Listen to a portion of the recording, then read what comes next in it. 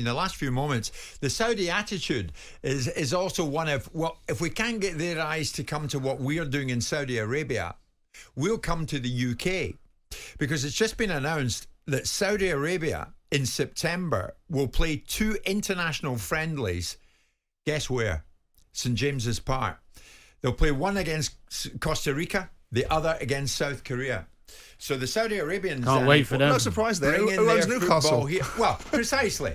You know, but not the state, apparently. Yeah, well, that's ridiculous.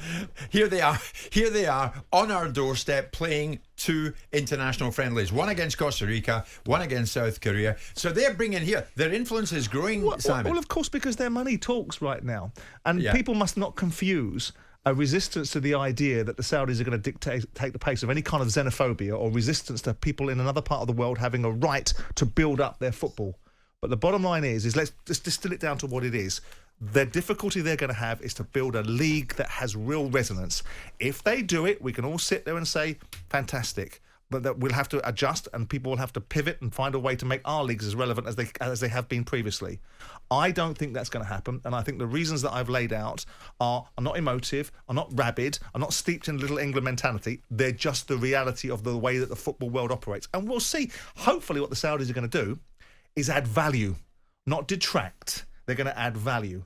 And if they want to play in the big leagues, because the Saudi Pro League is not a big league, it's a league in the desert that's getting a lot of attention because they've tried to pirate our Premier League, they've tried to buy our football clubs, and as I said yesterday, now they're trying to pour oil all over our Premier League, and we've got to be able to have a pushback against it. And players will go there. There will be a section of players that will go there. If Danny Murphy's 33 years of age and gets an opportunity to play for Blackburn or go to that particular part of the world for 30 million quid, he's on board Saudi Airlines. Yeah. And you would be, Danny, and obviously you'd have a decision to make on that one. But the Saudis obviously want us to have them front and centre of our minds. Hence, they're bringing a couple of international friendlies to St James's Park. Of course, the Saudis own Newcastle United. What kind of audience do you think in the stadium will there be for Saudi Arabia against Costa Rica, for Saudi Arabia against South Korea? Well, I would imagine there'll be hugely reduced ticket prices, and Geordies love their football, so maybe there'll be an half-decent crowd because there's nothing else on at International Week, but I wouldn't imagine it'll be full. People love football. People want to watch football. Why do you think they're doing it, Simon? I think it's about the constant drip feed of interest in Saudi Arabia will consistently keep on increasing their belief that they're laying a footprint down. Because they're not. I mean, I do genuinely believe that the Qatari acquisition of the World Cup has given the Saudis a little bit of a bloody nose, and I think part of it is about that. Because there's no end game to this. When the Premier League was formed, the Premier League was designed to be a powerhouse of a football league, but to be economically successful.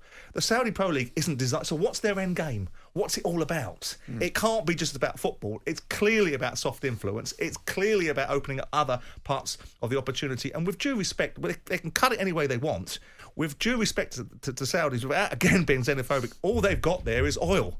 That's it. Yeah. With due respect to it. So the balance has to be laid out. But what it is it's an intriguing story for football. Yeah. While we're on the topic of players, money, etc., Chelsea, have they now already won this transfer window? Caicedo in, Lavia in. And next up, Michael Olise. His brother's already at Chelsea, but Olise of Palace seems to be the next recruit. Jim White and Simon Jordan. Monday to Friday mornings from 10 on AM, on DAB, via the talkSPORT app and on your smart speaker. talkSPORT.